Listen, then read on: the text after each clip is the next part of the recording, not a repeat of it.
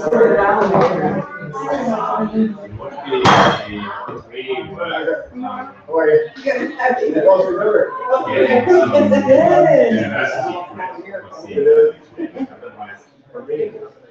too.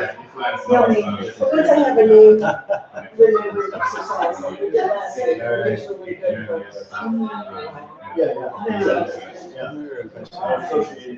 us. Yeah. Right, and I just read everything more.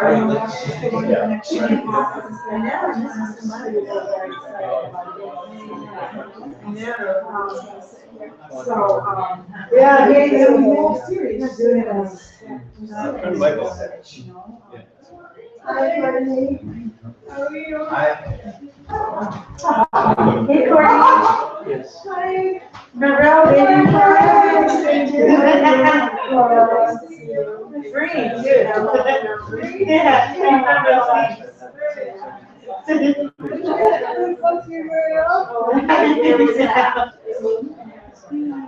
Down the beach, I just came over there. Great. You out there running? Hello. Oh, cool.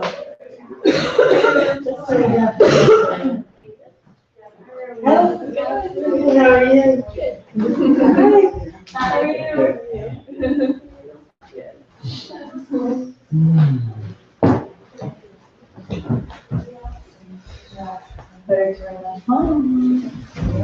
How was your week? Oh, yeah, it's 5:01, guys. The mom instincts.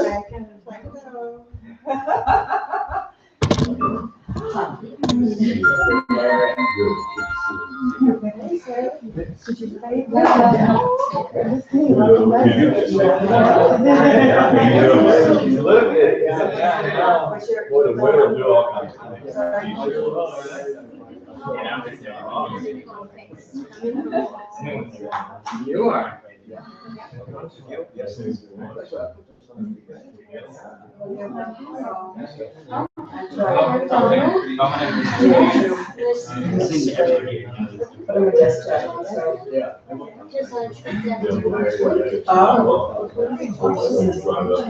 Yeah, yes. You need a heads up.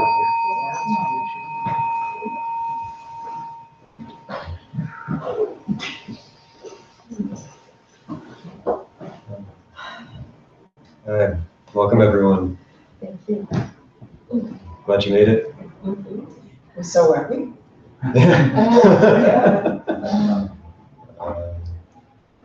So just take a moment right now and just do a brief check-in. Notice what's happening in your body. Notice what's happening in your mind.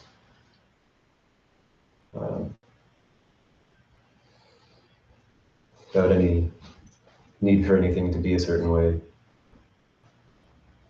Just gently becoming aware of what you've got to work with right now.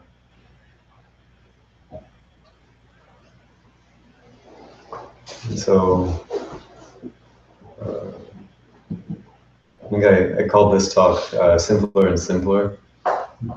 The intention behind it was to examine the way that this practice has gotten simpler for me over time, how that's worked, and maybe if there's anything in there that could be of use to anyone else. So for those of you who don't know me very well, I'm the, I think now second newest resident, and also I think the second oldest resident. I came out to CML in 2013 when it was first founded. It was like the second person in the door after, well, third if you count Soryu, to help them get this thing started. They were looking for a programmer to help them build their website, so that's how they got me.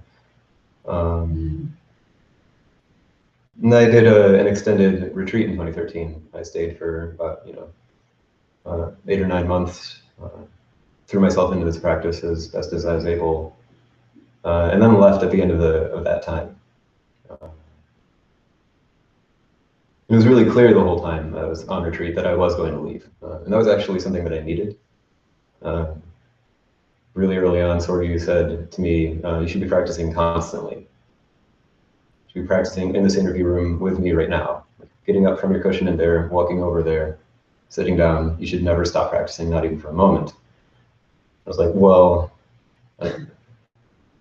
wait a minute. I don't know what insight practices are going to do to my mind, my ability to critically evaluate data.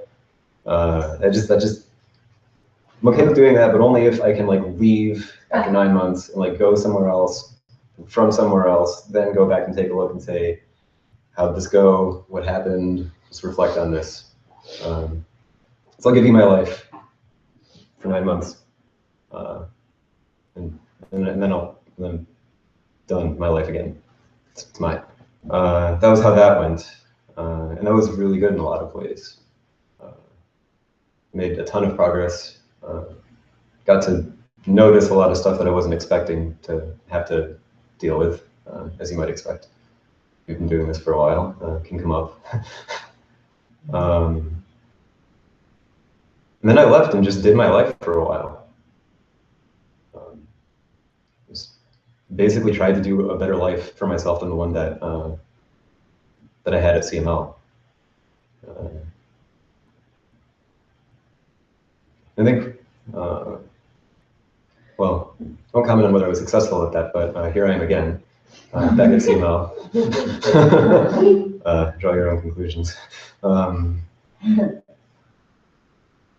And a lot has changed this time. The way that I am, the way that I relate to the organization and the practice feels very different to me on a constant basis. So one example of that, I just want to like sort of look at is the chant. So we chant every morning and every evening. In the morning we chant these days a bunch of stuff. Back in 2013 it was just Om Mani Padme Hum in the morning and the evening. It's gotten somewhat more elaborate since then. When I was on retreat in 2013, the chant was probably my least favorite part of the day. Most days. And start chanting, and I would just, the entire time be thinking, why is this happening? This is weird. What are you doing? Why is this awful? Just please end. At some point, I think we started chanting for a half hour instead of 15 minutes, and I was like just so mad. Why would you do 15 minutes is fine. It was 15 minutes. It should be 15 minutes. 15 minutes is the right amount of chanting. Let's keep it there. Why are we doing this half hour crap? I don't. And I would chant, like I would be really kind of quiet, low, just wanting to get through it.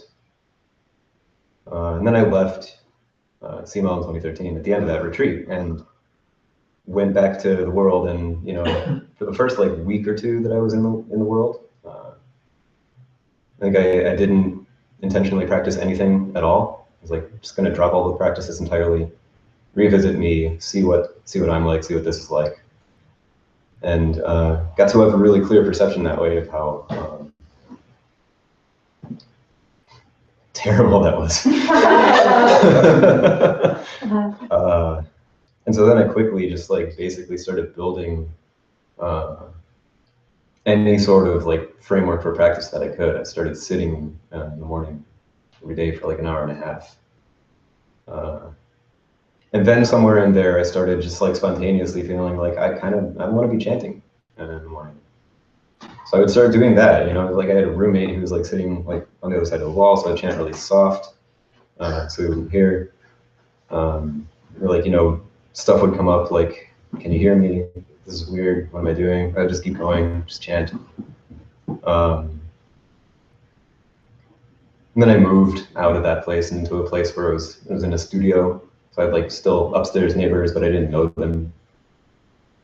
And I kept going, and then I started just bringing more like loudness to the chanting. And to And I just really enjoyed that. I would like wake up in the morning, start chanting, just do it. It's, you know, ordinary part of my schedule. And finally, you know, I moved into a place like where, you know, I had more roommates, people I interacted with like on a more regular basis, and I just kept going. And what I didn't notice as I was doing all of that, like I wasn't really like paying attention to it, looking for it, or aware of it, was that I was just working through all this stuff about chanting. I was like, all of this stuff was coming up, and I just kept going. Like I didn't care, you know. It's like, was it just what I'm gonna do? So it's just how it's gonna happen. And so now it's like, oh, people are around me and I can chant. No big deal. You know, I'm in a new place. People might not know what's going on. I can chant. No big deal. So then when I got a chance to come back out and visit CML again, and it came out in April, just for like a weekend, you know, kind of to say hi and you know, like introduce the company I was working for at the time to them. And one night in April, like we had the opportunity to chant Om Mani Padme Hum just around the bonfire together, and that, like, if you ask me for like what is the best experience in my life, it's the time in my life when I felt the most joy. There's lots of times I felt joy. Like when have I felt the most joy? It was that night in that chant, because for the first time, like I come back and all of this stuff I was holding on to was just gone, and it was no longer like these people around me are, you know, weird people. I have to be here with them. I have to do this weird thing with them. It's uncomfortable. I don't like it. It was no longer like, you know, have to stay on my practice, gonna like concentrate really hard on like whatever else I'm doing. It's definitely not this chant, and just kind of like let the words flow through that. It was just like I'm sitting around a campfire and here's all of my friends here. And moreover, here's all of my friends who like I get to show up for and meet and be with in this way for the first time ever. And I didn't think that that was ever going to happen. I didn't think I was ever going to see any of these people again. And here they are. You know, the people I liked, the people I was friends with, and the people who I didn't like and had a hard time with. They were all there, and I could just be with them. And so doing that, just like bringing all of this joy and love through me, not even bringing it, just like letting it come through me. I remember looking at the fire and just having this like, you know, thought flickers through my mind, just like, I had no idea what concentration is.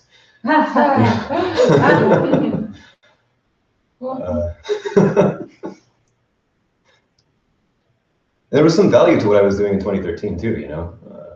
Like it wasn't nothing. It was what had to happen. It was where I was. It was what I was working with. There was this kind of like, you know, stuff of just like I have to practice on my terms, my way. It can't be the way that's given to me. That's kind of a big thing for me. Like if someone was going to guide a meditation, then I would make very certain to like do my own practice.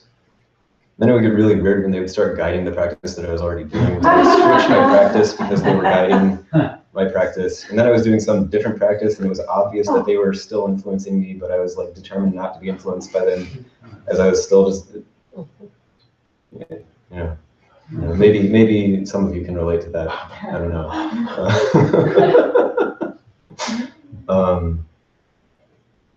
This is fine. This is good. This is, you know, this is a good experience to have,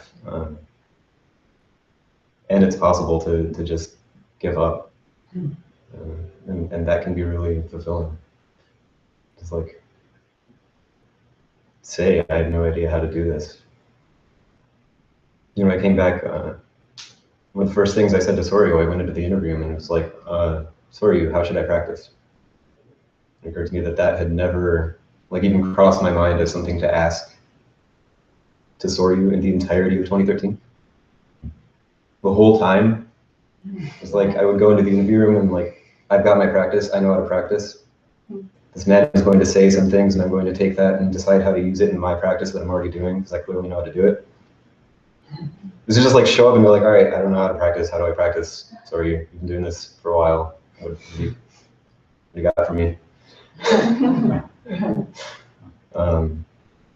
And what I can say for that attitude is that I'm pretty certain that I made more progress on this path in the 1 month of November than the entirety of 2015, for whatever that's worth.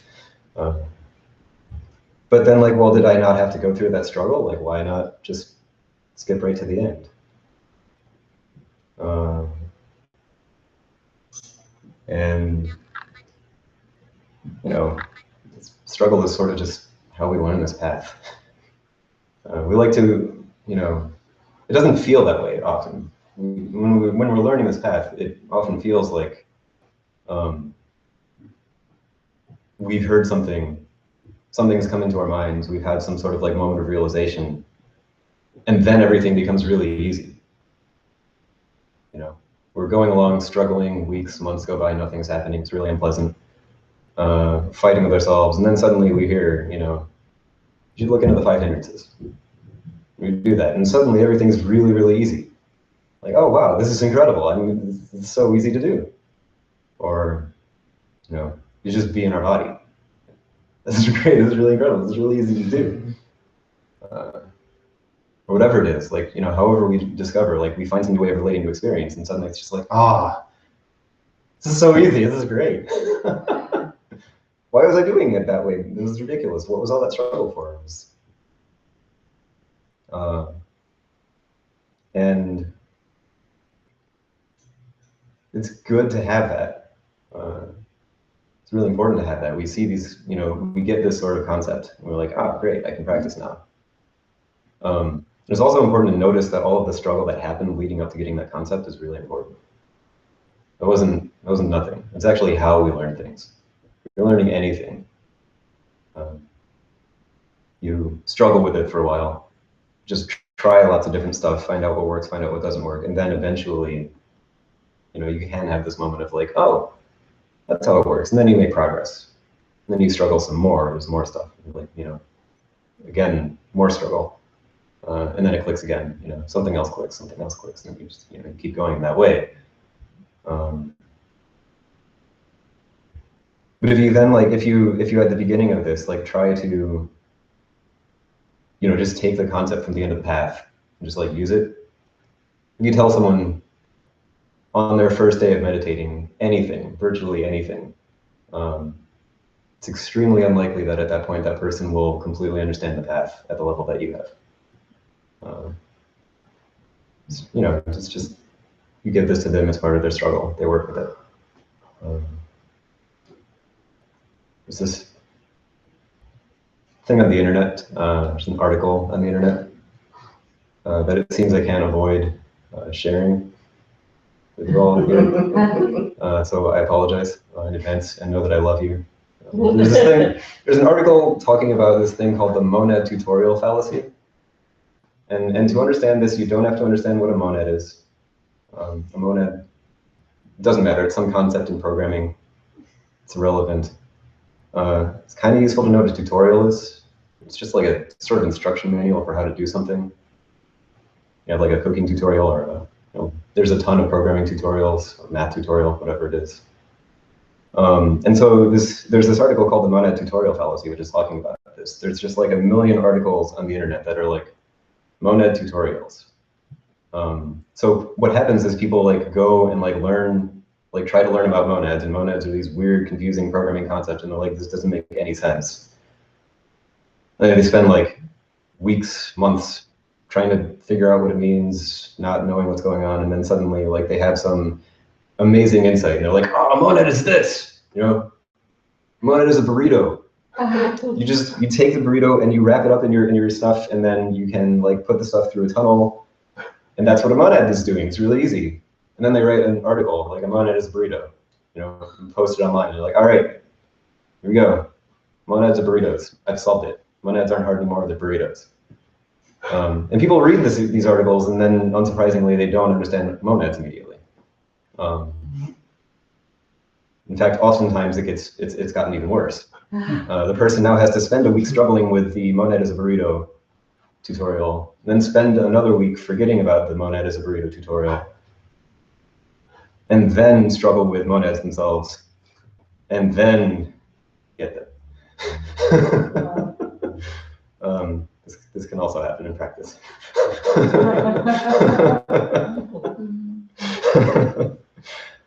And the concepts that we come up with ourselves are often the most dangerous in this respect. You have to spend a week struggling with them, spend a week forgetting them, and then back to this experience. So luckily this practice is way easier to understand, to do than monads.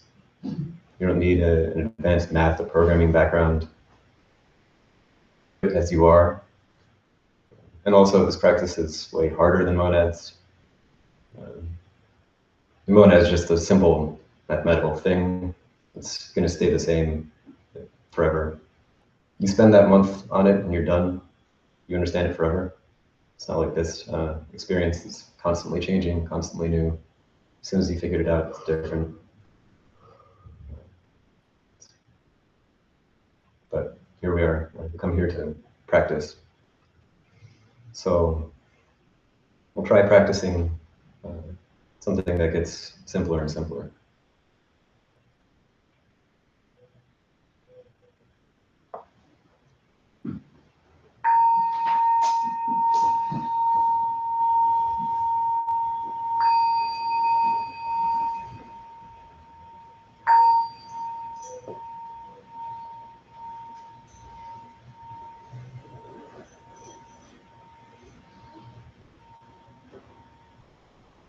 So now just checking in with yourself. Take a moment to notice what it's like to be you right now. Notice how it feels in the body. Notice what's happening in the mind.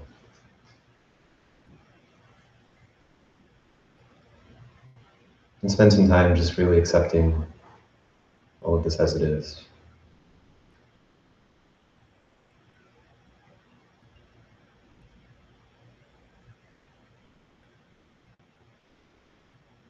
Now we're going to do a practice of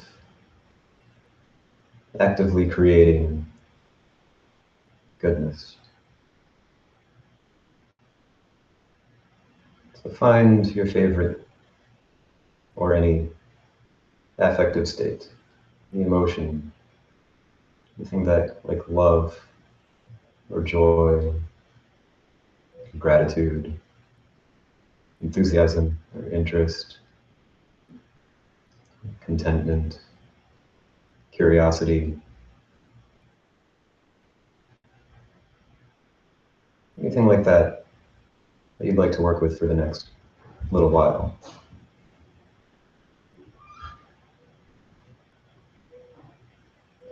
And once you've settled on an emotion to work with, find a word or short phrase that is associated with it in inner talk. Something like joy, friendship, or something like I am joyful, thank you for this moment. Be simple or elaborate, whatever works for you.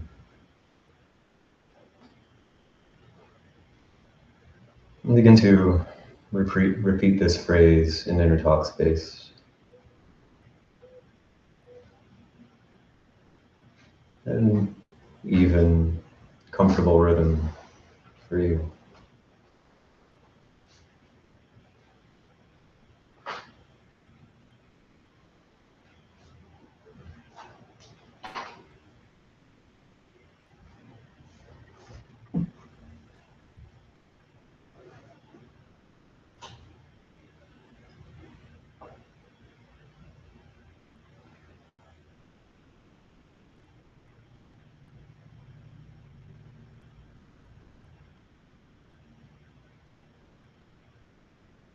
And now let go of that and turn your attention to inner image space.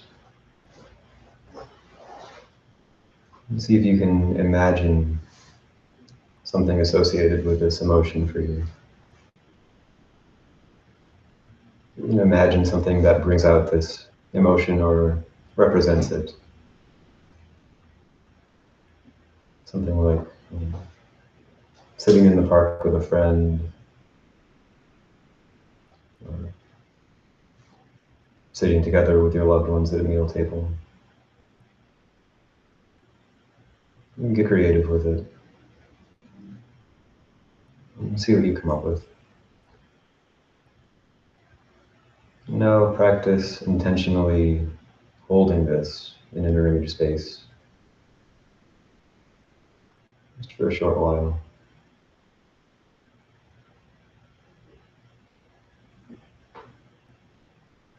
And as you do this, allowing everything else to be in the background, allowing all of your thoughts, all of the sensations that you're aware of, to just do their thing freely, without any need to get rid of any of them. Use this image as an anchor or a buoy, something to come back to.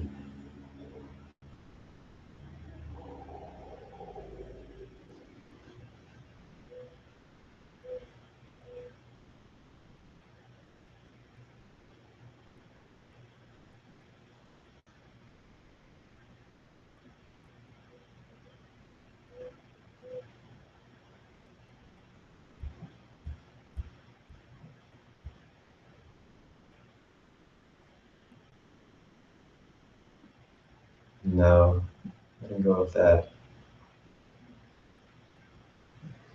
See if there's any emotional body sensations associated with this emotion. If there's anything happening in your body, either something that you can find that's already there or something that you intentionally create is associated with this for you.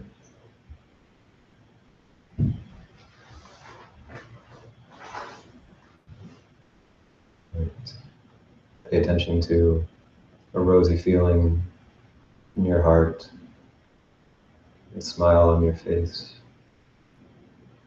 a sort of light airiness or openness throughout your body. Anything else that seems appropriate for you right now.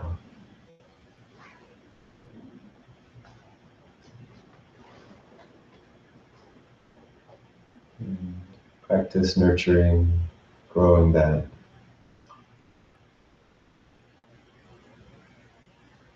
See how it's possible to grow that.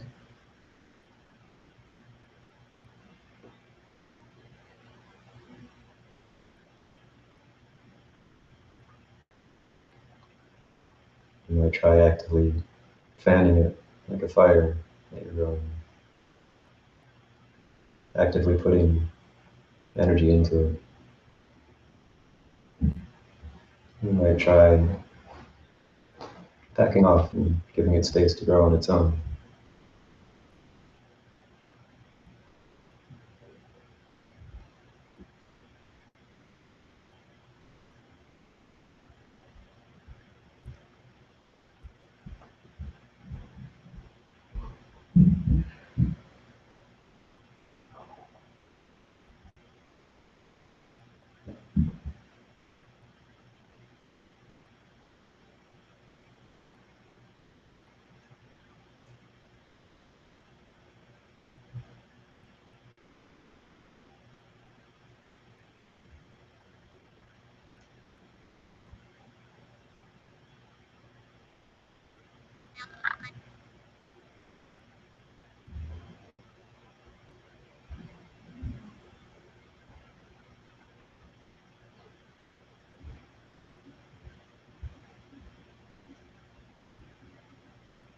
And now, letting go of that.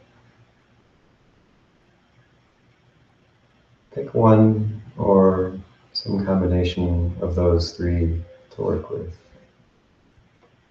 for the next little while. The options you have are a word or short phrase you can repeat to yourself. The image is associated with the emotional body sensation.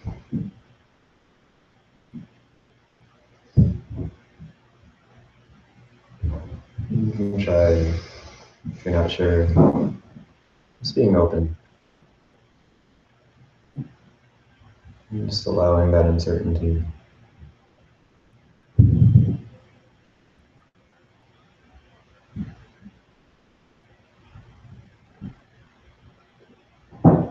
And then settle on one whenever it seems right for you to do so.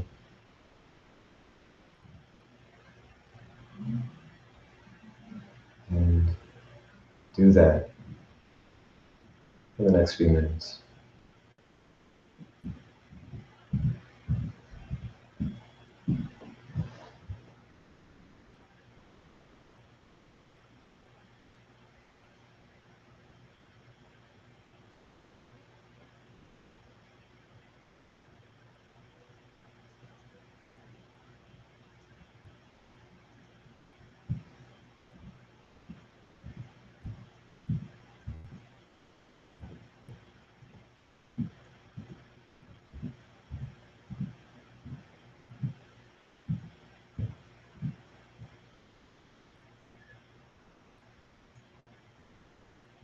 It might happen as you do this that you notice that the word you've chosen isn't quite right.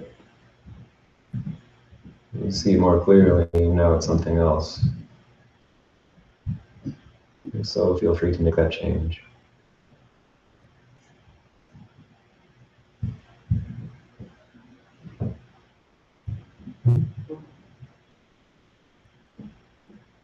Feel free to make any changes that seem appropriate to make.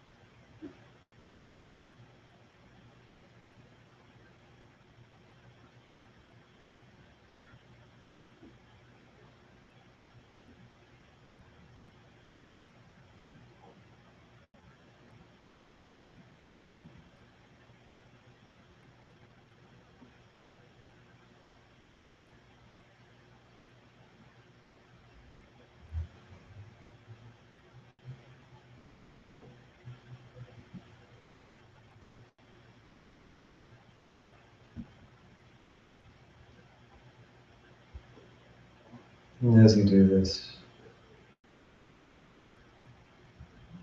just notice what it's like to be doing this.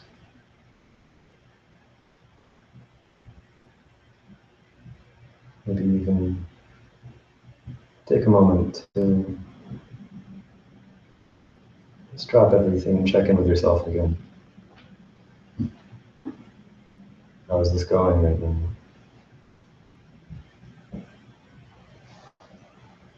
Are there any changes that might be good to make? And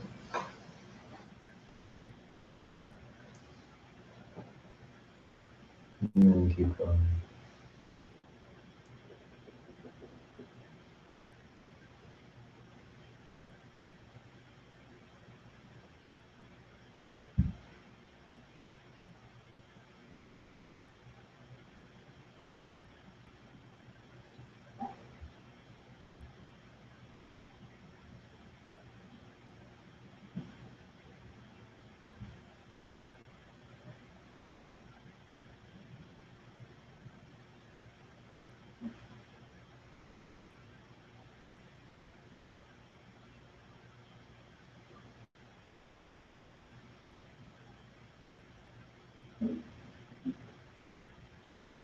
Wherever you are right now is okay.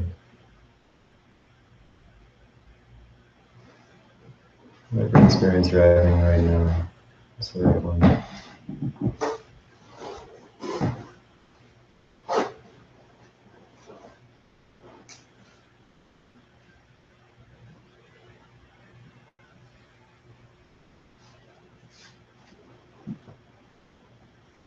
Maybe this practice is very hard for you right now. And there's a lot of fighting, a lot of restlessness, and confusion. That's okay.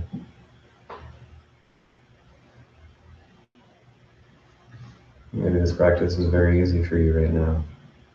It's just happening on its own. You don't have to do anything about it. That's okay.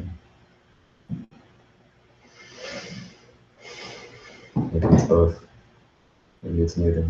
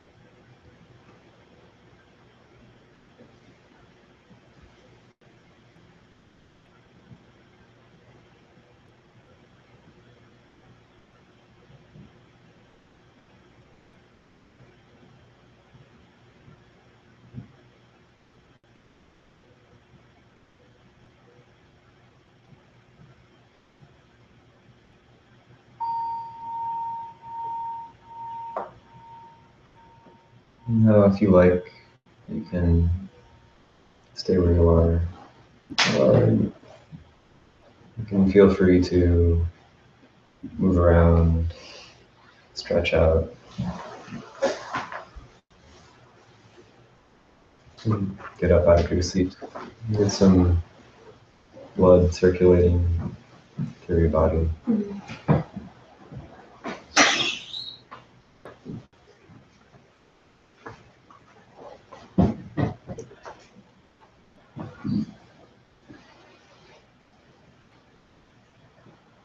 It'll take just a few minutes.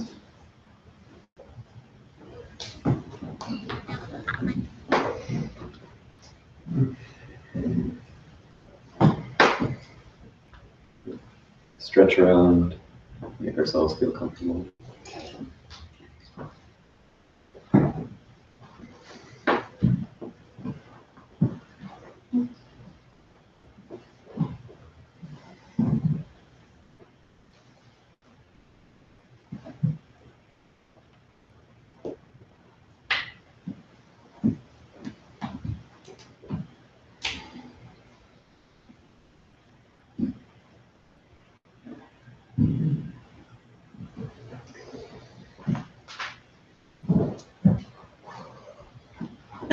You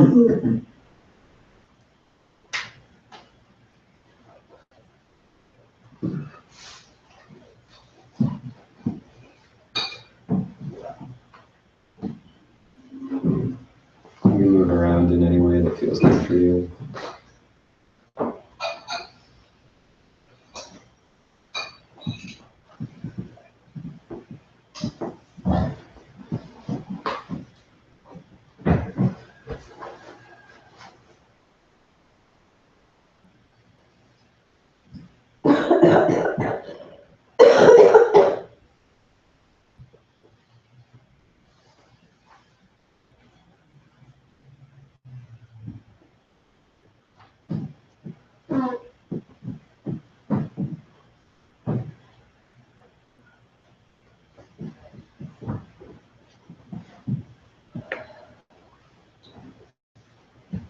And then gradually, with no need to rush, just take however long you need to find your way back to your seat.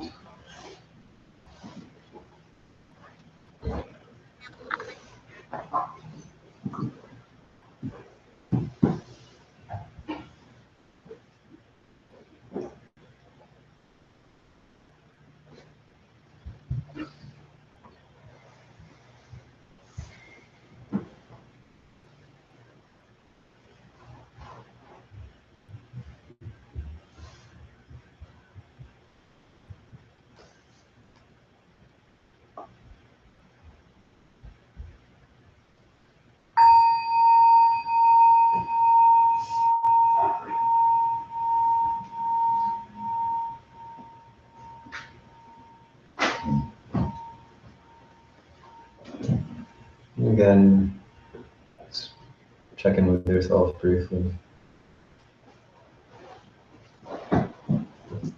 Notice what's happening for you right now.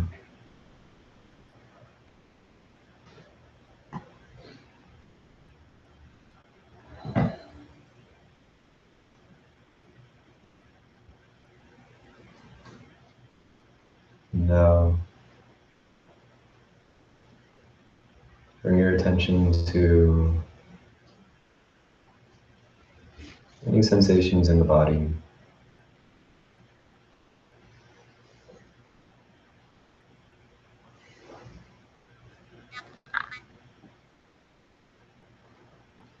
Notice where in the body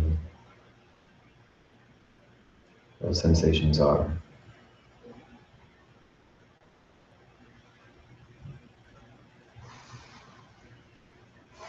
You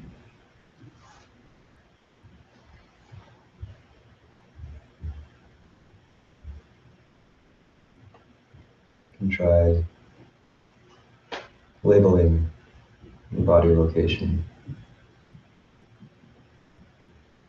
Keep it simple. Something like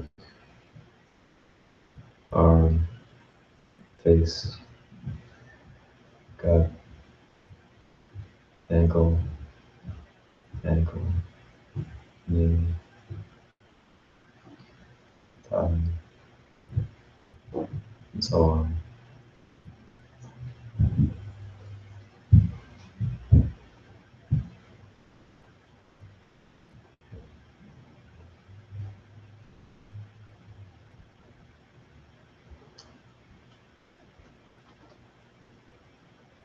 And just notice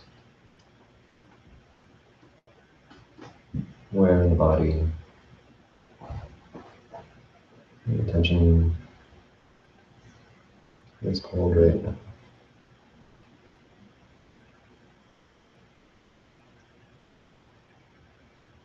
Could be that there are sensations in different parts of your body. And for now, just to keep it simple, and just pick one of those locations to focus on, label.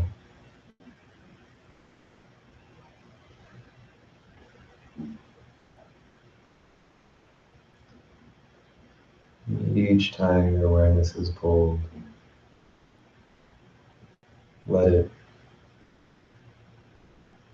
penetrate that sensation fully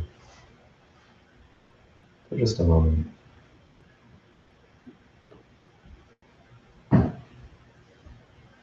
And then move on.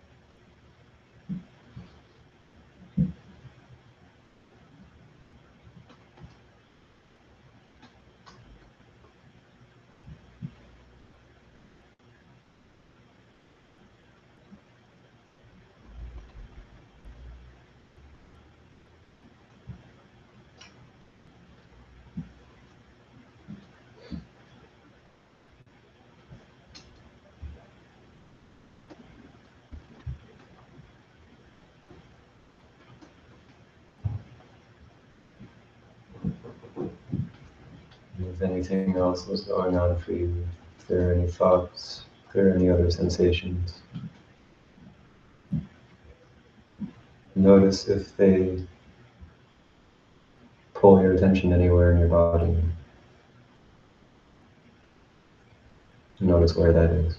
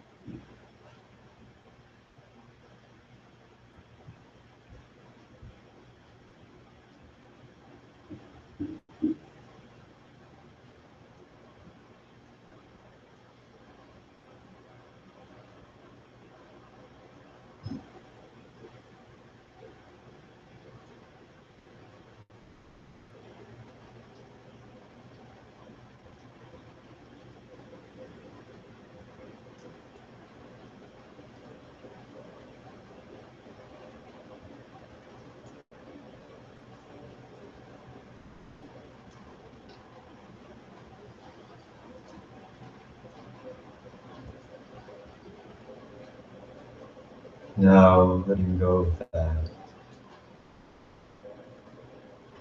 Spread your awareness gently and evenly throughout the whole body.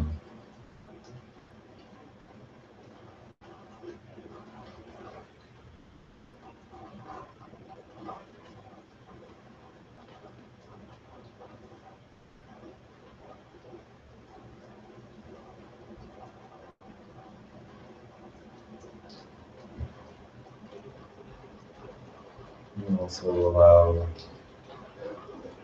the contents of your mind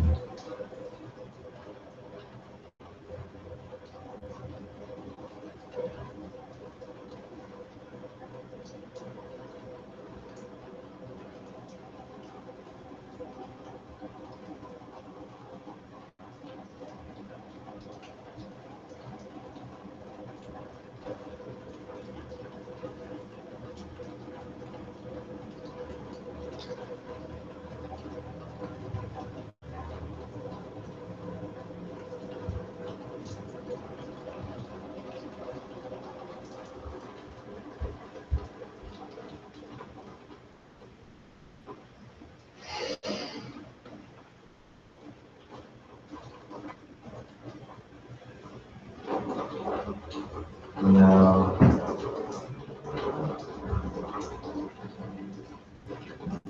Check in with yourself.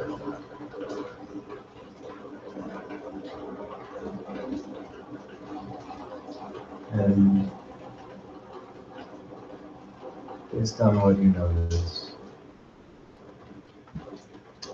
whichever of those two practices you'd like to go with for now. You're noticing sensations in the body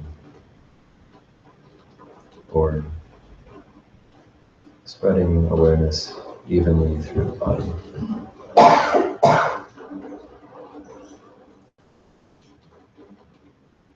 You don't know, or you're not sure. Just rest in that uncertainty.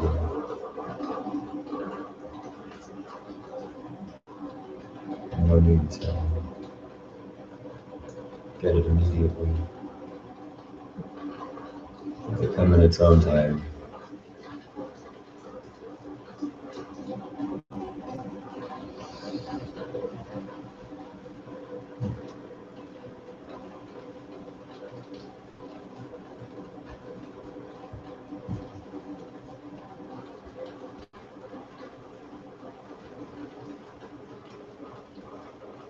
Whichever practice you do settle on,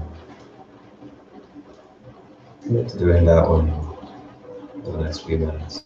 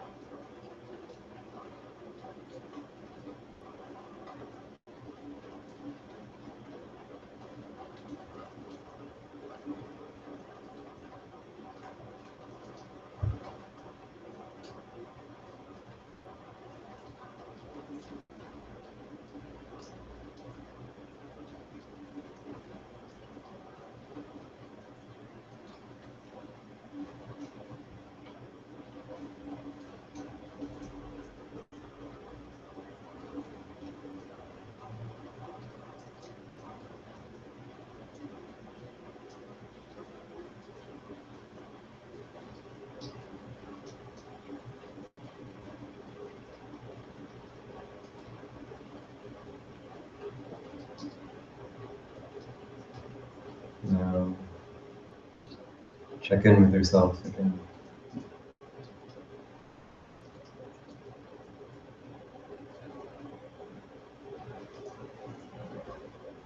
Notice what it's like for you right now. Notice how your practice is going right now.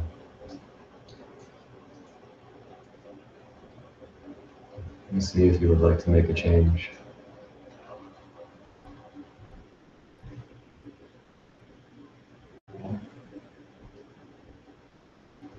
Trust yourself.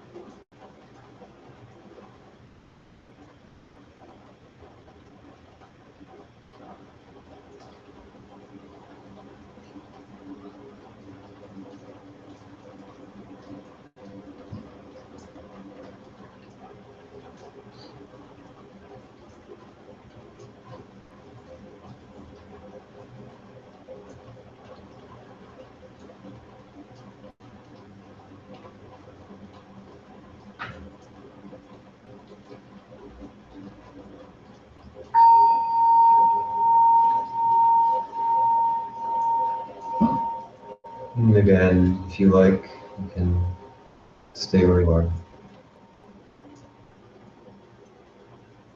And if you like, you can get up, stretch around, move your body whatever way feels good for you.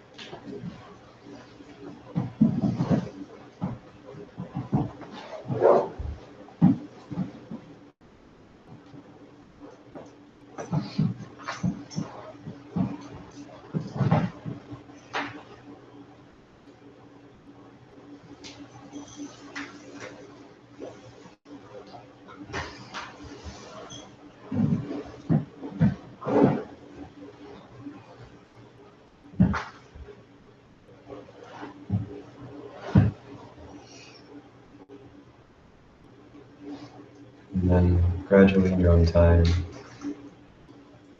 make your way back to your seat.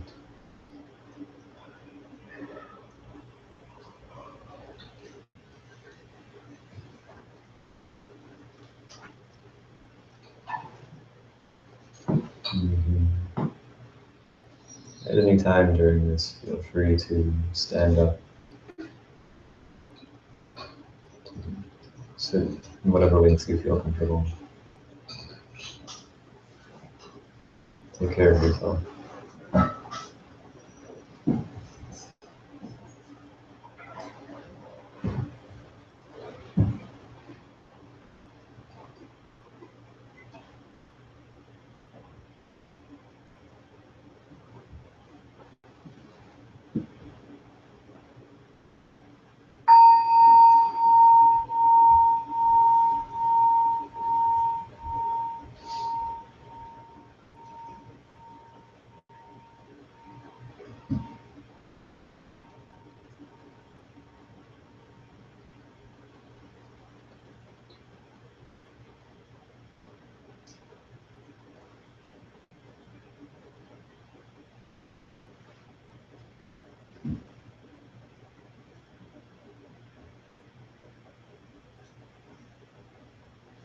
Now,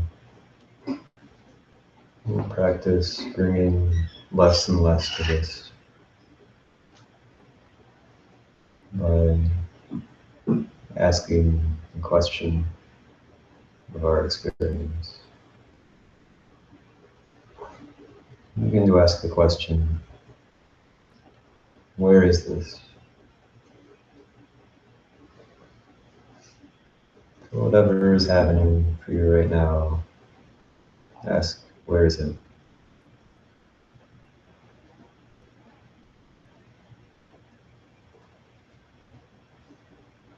And let your experience in this moment be the answer.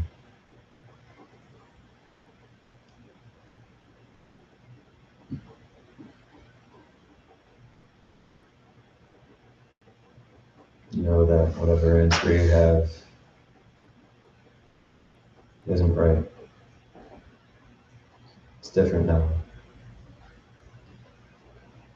So ask again.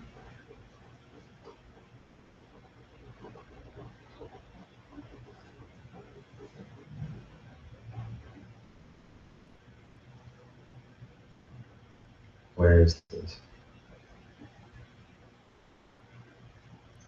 Where is this?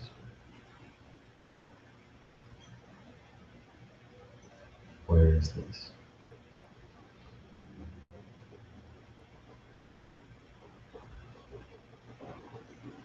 Ask this question with your whole body.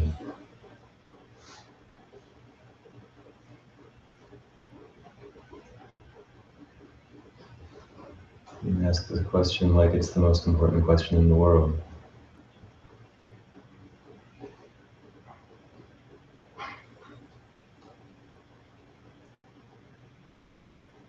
At first we work with whatever we have. We notice the sound. We ask, where is it? It's over there by the window. We ask again, where is it? It's in our ear. We ask again, where is it? It's in the wall. Whatever it is, whatever comes up, we'll let go, we keep asking. And there's no need for it to be conceptual. There's no need to think wall. We just notice. It's the wall.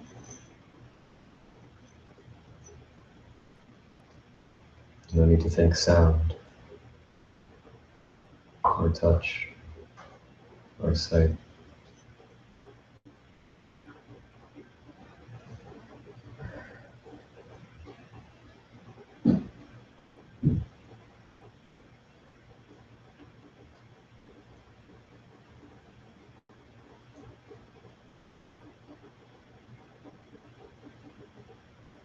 We've been given a lot of concepts. It's been useful, what we struggled with them. Now is the time to practice forgetting them. Each time we ask, we bring less and less to the question.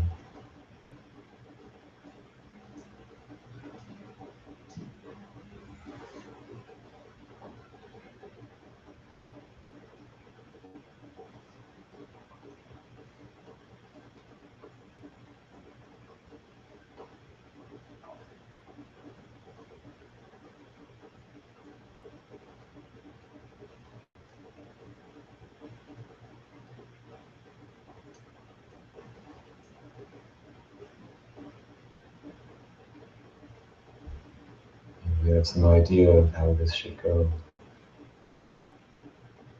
Ask that idea, where is this?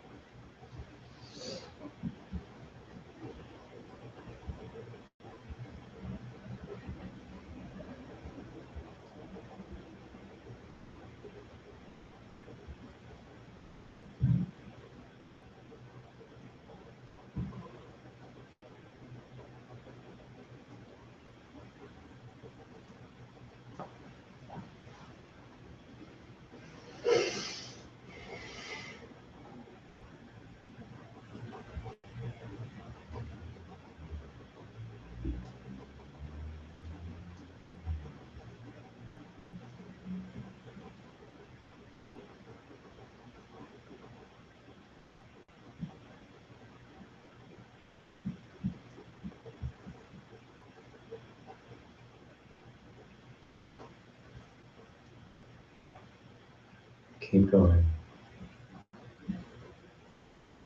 Don't let anything stop you.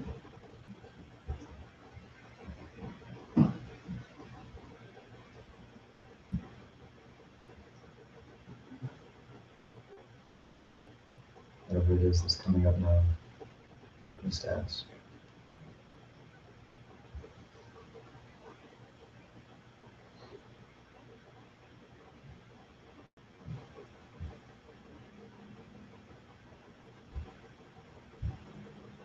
Whatever answer that's coming up now, just let it go.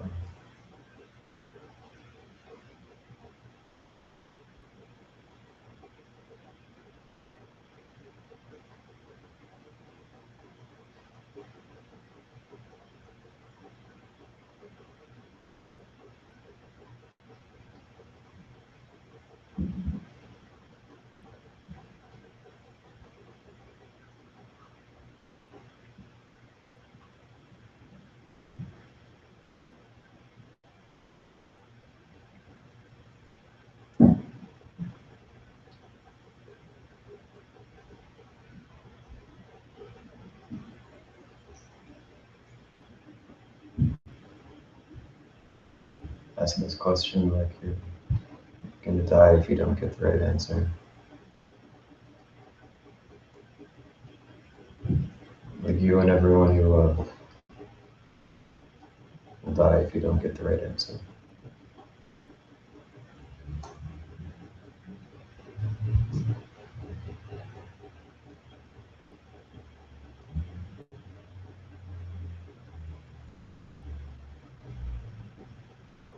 Ask this question like the entire planet will die if you don't get the right answer right now.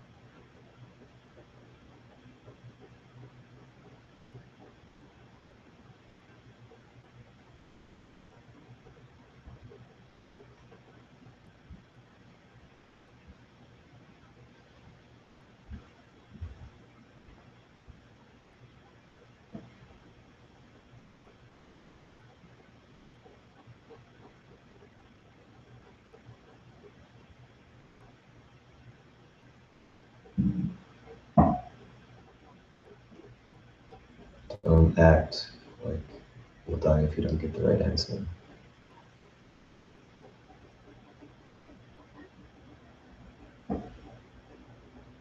Really know it.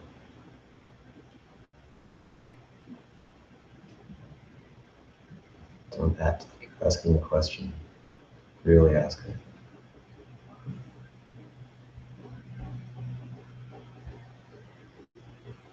Keep it simple.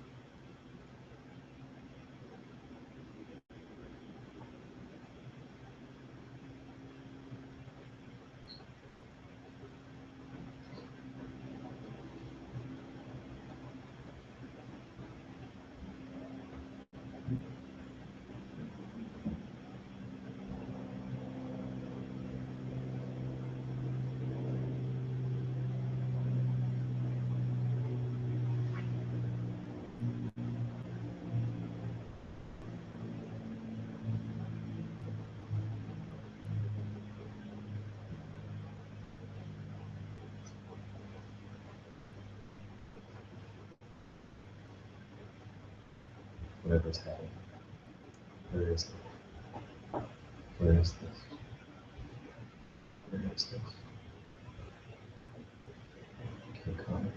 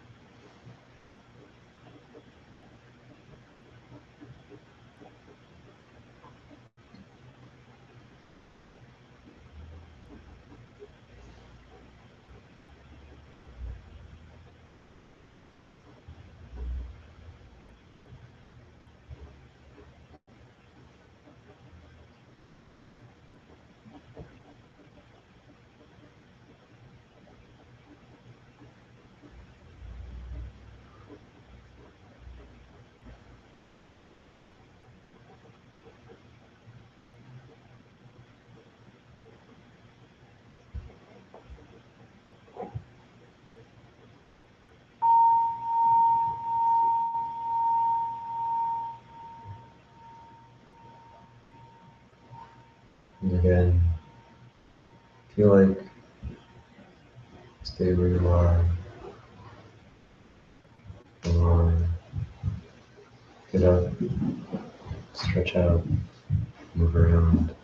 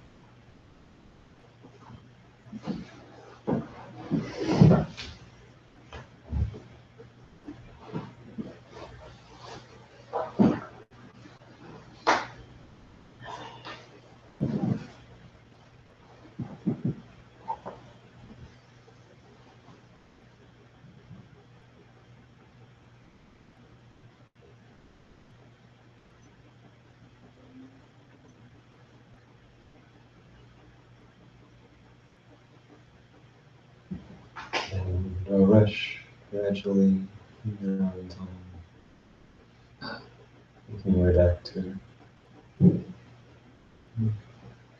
seated or standing posture.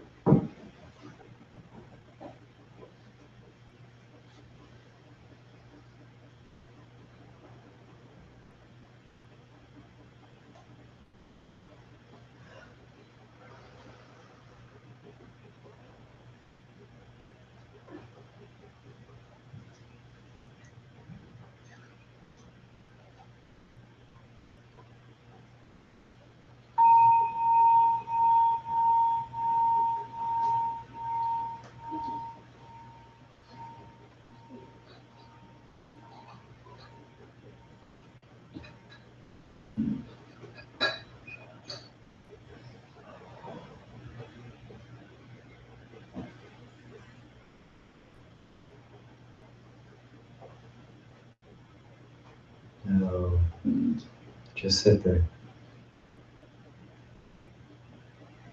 Just like when you first came in this room. Just sit without any idea what you're practicing, why you're here.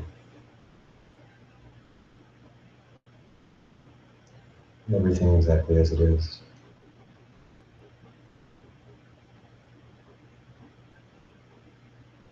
Just sit with whatever experience you're having right now.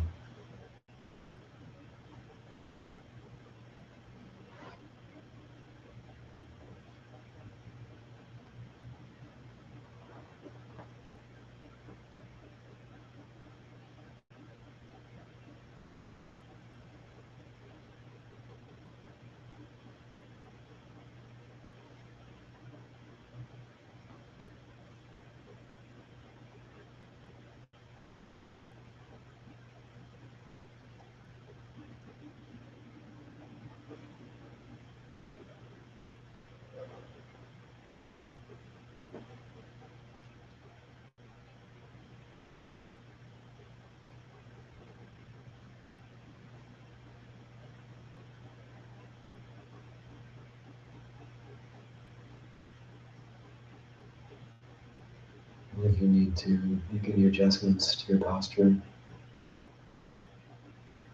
but let your attention just do whatever it wants.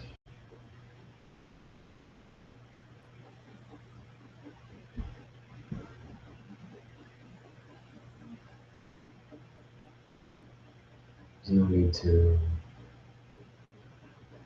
do anything in particular with your mind.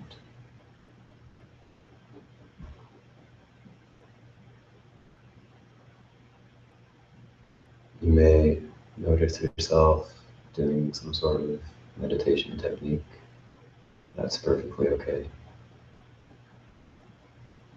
You may notice yourself lost in wandering thoughts. That's okay. You may notice yourself totally empty. That's okay.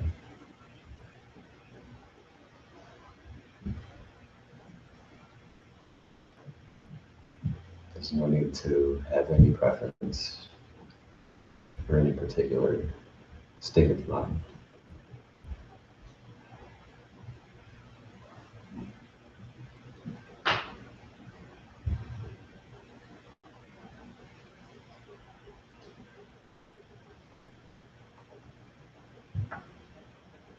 You may find yourself scattered. That's okay. Or centered. It's also okay.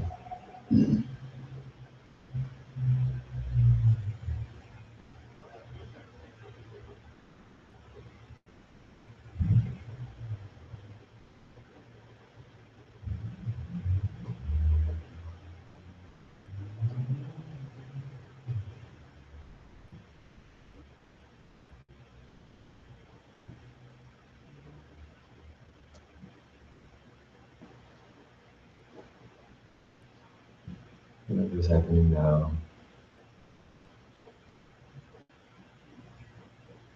is perfect.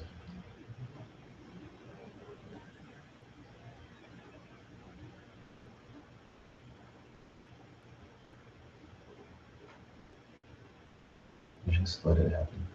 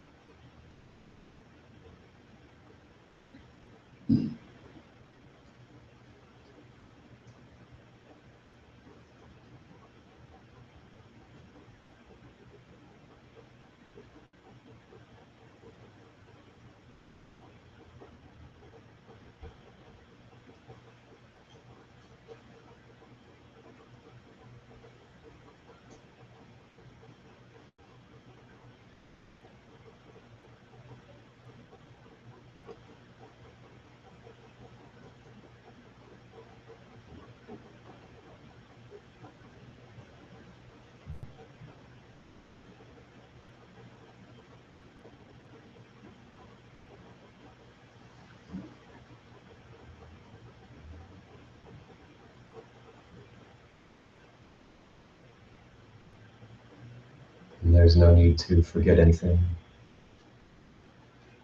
And there's no need to remember anything.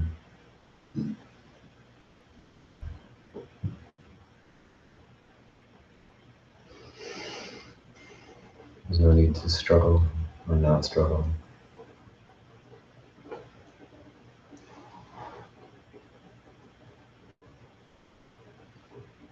Here you are.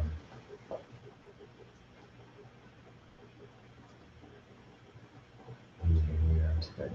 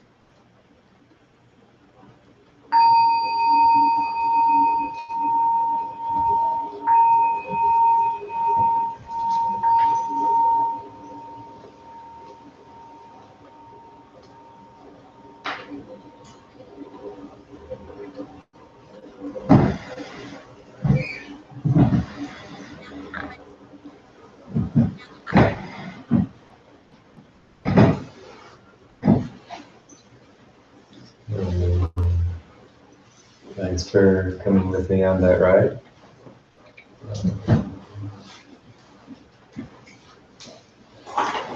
This time, if you have any questions or comments, reports, or feedback for me.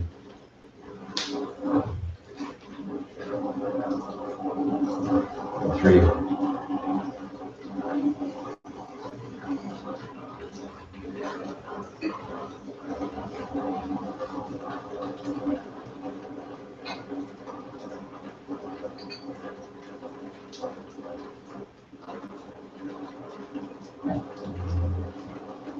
Continue to sit here, just as we have been.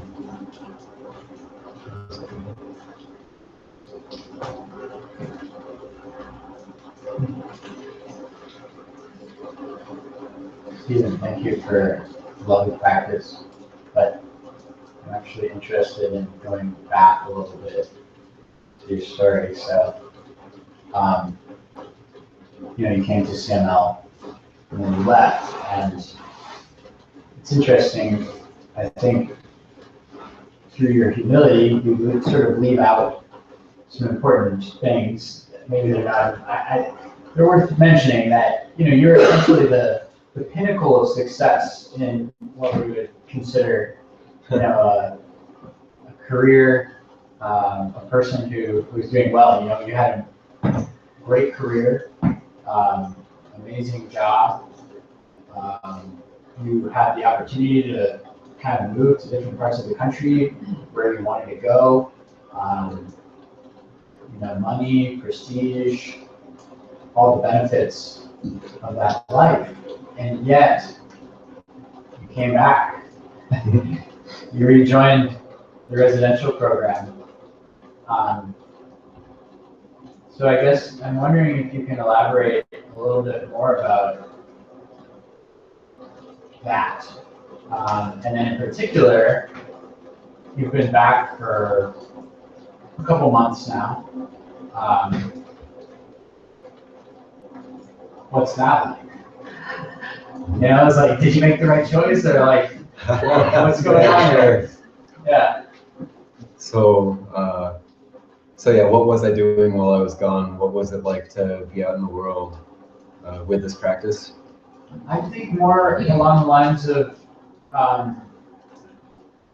what's it like being, what's it like now, or like maybe why did you come back? A little bit more specifically about like why you came back, and then what's your assessment now that you've been back for a little while? Yeah, good question. Yeah, so well, so first off, I went back for the co-working program in November. Yeah. So I was out in the world. I had a job. I had, in my opinion, the best possible job for me at that point in my life. Really a dream job. Not just like a really good job, but sort of job that I might imagine if I, didn't constrain myself to the merely real and possible, and just like sat down in a blank slate and tried to sketch my dream job. And so then I went to the program in November, and as I said, made just all of this progress, just an enormous amount of progress. By the end of the November retreat, I had a clear sense that this was real, that this was a path worth pursuing. And then, I mean, there were a bunch of circumstances, like I went back into the world, back into my job, and I thought like, I'm not going to be able to keep this up. You know, like, am I going to be able to keep this up? Like, can I keep sitting? Can I keep like cooking meals for myself every day? It's really hard to do this if you're just one person alone, you know, in an apartment. You have to be the cook, the head monk, the person who gets you out of bed when you're, you know, sleeping in, teacher, student. You know, it can get exhausting at times. Some of you have been on the schedule. If you're the only one on the schedule, you know, just like that every day. You know. But there was also some part of it that was just like, I don't know.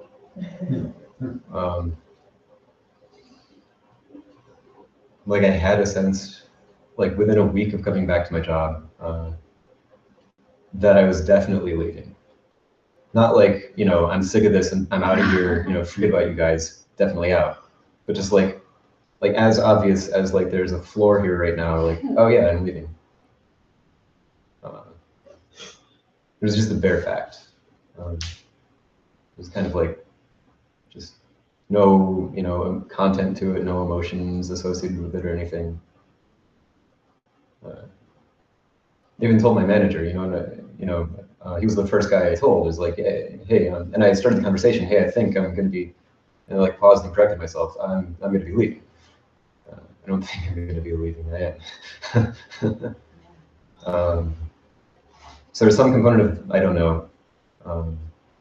That seems like still today like more true than anything else I could say about it. But also there are, you know, there are considerations. Like it's hard to do this schedule on your own. It's hard to do this path as one person. But I could have made it work. You know, could have like gotten a bigger apartment, moved in with a group of people, started a monastery up there. But here I am. I think probably a large part of it also is just Soryu, you know. Seeing that this is someone who is clear enough that I can trust him to an enormous degree with my life. This is someone who I can say, like, here I am, you know, make use of this however you can. And you have a certain amount of trust that that'll be good. So, and since I've been back, it's been great.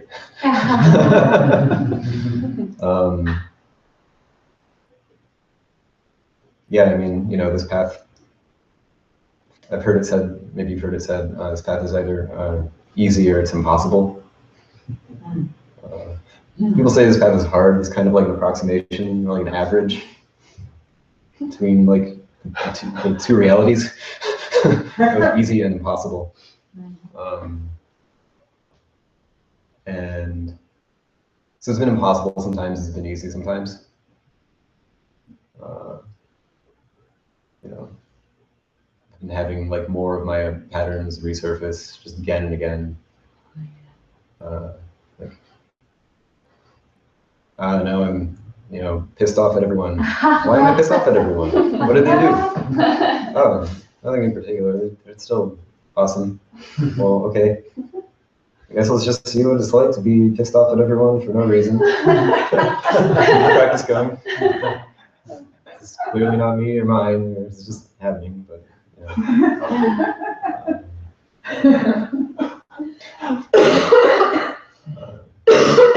so yeah, it's been great. Glad to hear that. Thank you. Thank you. I noticed you were very encouraging to us, saying this is okay, and this, if it's not that focused, that's okay, and this is okay. So can you say that to yourself too when you're sort of pissed off with everybody? You can say that's my pattern, just resurfacing. Can you say that? Yeah, And you definitely. can say it too. Yeah.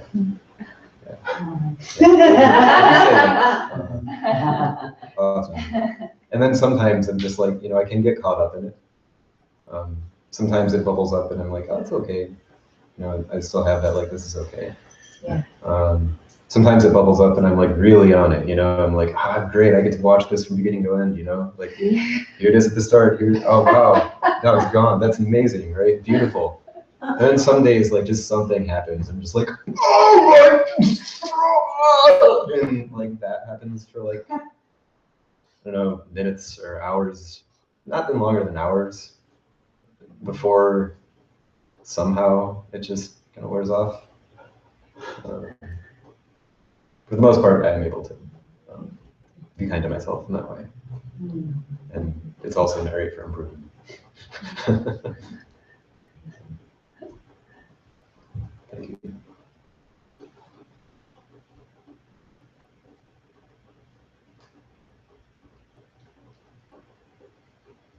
I have such a reaction to time and doing something as if my life depended on it, or my family's life. And so I have such a reaction to that.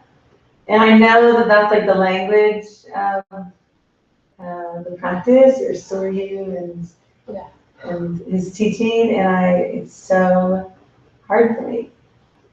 And I vacillate between, is it hard for me because letting go, like totally letting go, could be terrifying, or because that's actually not what I need right now? Like, am I actually in a space where I need something softer and like nurture positive? And then we get to choose our techniques. And so it just, and I don't think I added that element of choice today because I was so doing the practice and listening to your guidance that I just like went for it. And then when we got to that point, I just noticed that like, I think it would have been more beneficial for me today to be like, okay, like I don't need to follow the guidance right now. Like I'm gonna practice a nurture positive technique. And I forget that sometimes when people are leading guidances. And I don't think it's either or. I just wanted to share that. Yeah. Yeah, thank you. Yeah. That's great. Yeah, I mean, that's, you know, it's pretty big. Right. And I should say also, as I was talking, I wasn't talking about, you know, death of letting go, or whatever death it is that, you know, totally dead and totally alive. Yeah. I really meant like, you're gonna die, and everyone you love is gonna die. And so you should ask that question that way. Yeah.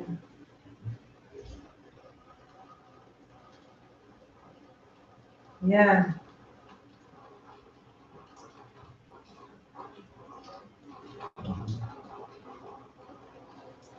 Could you qualify that a little more? Because I'm really confused as to where this is going. Yeah. Or where you wanted to take us, or what does that mean? What is the purpose of this? It's I've just, never heard it before. It was a little strange to me. just kind of, I mean, this is sort of the reality of things, you know, that we're not going to make it, so no matter what we do about it. I say this as someone who's trying really hard to make it, I should say.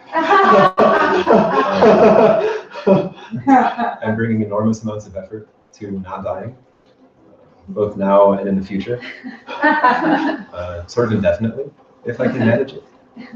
I'd like to live to see the end of this universe, and maybe, you know, birth of the next one, if possible.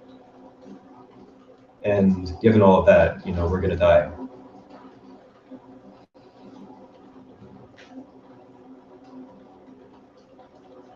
It's good to consider that. It's good to practice with that.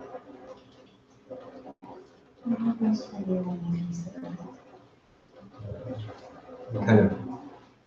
Yeah, like what happens in your body when you say that, or in your mind, what happens? the kind of sort of desperation for there's a lot of stuff. One of the things that comes up for me is, and this is just me, this isn't you should do this, you shouldn't do this, is just a sense of like, just nothing else matters, you know? Like, this is the most important thing in the entire world. Sort of like, can I grab onto this so tightly that I let go of everything else? If I have any extra strength that's not going into this, then it's wasted. What am I doing? Yeah. Put everything I have into this.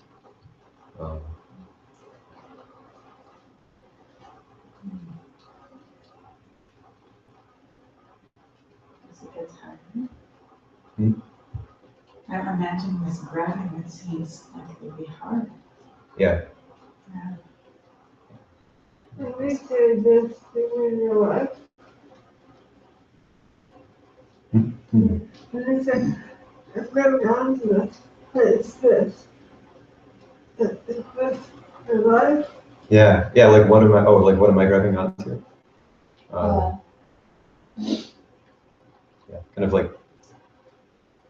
I don't know.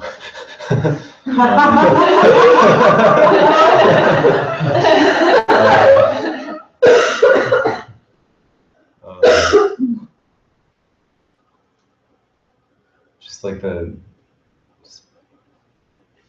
yeah, just that, you know, that question. You know, just,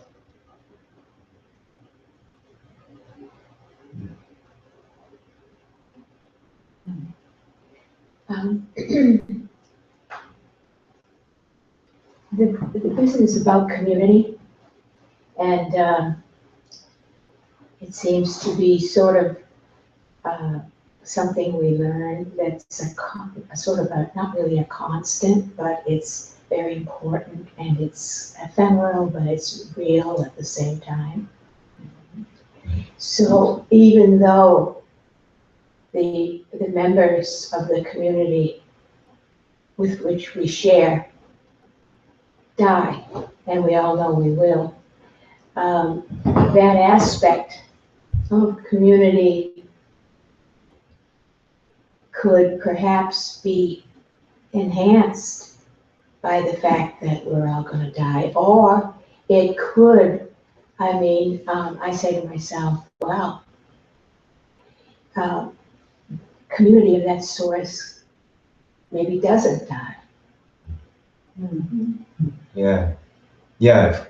If If we. you can imagine it, we don't know, but you could imagine that would be a possibility since, you know? That would be great. It would be great. I think the worst part for me is I just vacillate back and forth between pride and, oh, isn't this great? I can't learn this. Oh, isn't this lousy? I don't know it. And the back and the forth all the time. Mhm. Yeah. But like what I gained a lot from your encouragement about that's okay, this is okay. Yeah. Either one is okay. Yeah. Yeah, either one is okay. And all of the judgments about it are okay. But still, if they are okay, you just as well don't just say, okay, that's it, this is what. It's okay that they flip through, but not okay to stick with it if you can slip away from it. But also, it's something, if you can, you know, if you can let go, then let go. Okay. But typically, most of the time, most people, there's a lot of stuff that's not really a choice to let go of. Yeah. So often when this judgment comes up, it's not something that we know how to let go of. So trying to let go of it is just going to add more judgment into it. Because we might not know how to let go. Yeah. That's So the practice is good. I have ego about how good the practice is. I should let go of that ego. I can't let go of the ego. This is horrible. Oh, this is horrible. I don't want it to be horrible. I gotta let go of this horribleness. I can't.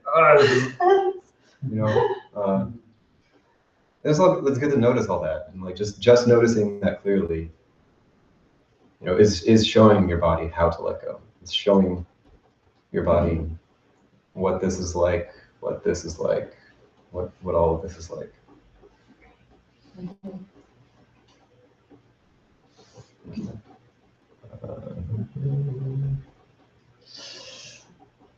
Is that quick? Oh, I could say a couple of things, but I guess what I've been doing with judgment lately is bringing like love and appreciation to it, which sounds weird, but it somehow works because usually like bringing more judgment to the judgment it doesn't work. Oh, yeah. So it kind of can neutralize it in a way. Neutralize it. Yeah. But yeah, I was gonna say I would appreciate his commentary about living in community. Because I used to live in an intentional community that I realized was like basically a monastery without a meditation practice. And I always thought it'd be easier if we had I was looking back, I was like, oh, maybe it would be have been more able to surrender because I had a similar reaction of like, no, I won't let go of any control. Whereas like it would have like helped me a lot to be able to surrender. So it was nice to hear that it's hard even if you do have it. Yeah, even if it's your job. Yeah. Surrender is your job. Yeah. And also I felt my head was part of my body, but that's like a whole other Yeah. Thank you. Because it is, isn't it? Yeah.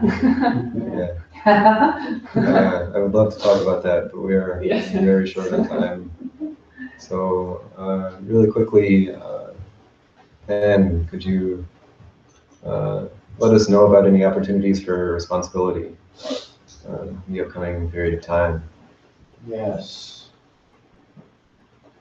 One moment, please.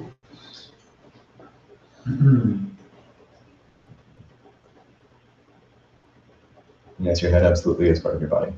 It's part of your body. The last time I looked. And it's nice to have the experience, I isn't it? don't usually experience them as like a dichotomy, and I like head in my body. Okay. There's an upcoming training at a place called the Meta Earth Institute in Lincoln, Vermont, and it's called Climate Organization Leadership Training, and it's on kind of a long weekend. It's the 17th through the 19th of June. If you're really interested in climate change, the Meta Earth Institute is a great place to check out. If you're feeling something else, you could also come to the Shinzen Young Retreat on June 18th at Center for Mindful Learning headquarters out in Johnson, Vermont. That will be from noon to 6, and it's always a good time with Shinzen. So you're invited to that as well. And of course, we continue to spread the word about openings for our Monastic Academy, the residential program. We're still actively seeking out new members to join our community, as Steven talked about. And so spread the word, or maybe even you yourself are interested in looking more into that. So spread the word and we have posters out in front if you'd like to take any, put them up somewhere. And thank you for helping spread the word. And with that, I'd like to invite anyone else in the group to share any sort of community events or other opportunities to engage in society and make the world a better place. Yeah, I think the rising tide, Vermont, is doing a training in the 4th of June and the 5th of June in Starksboro, I think. You can go on to their website, Rising Tide. What's the training? Yeah. What is the training for? Oh, sorry. Thank you. It's the last action of the fuel that they say is going to pipeline to the so I think you Nice, thank you. yeah, and the action is the 6th. Yeah. So come if you want any more information. Check out online. Yeah.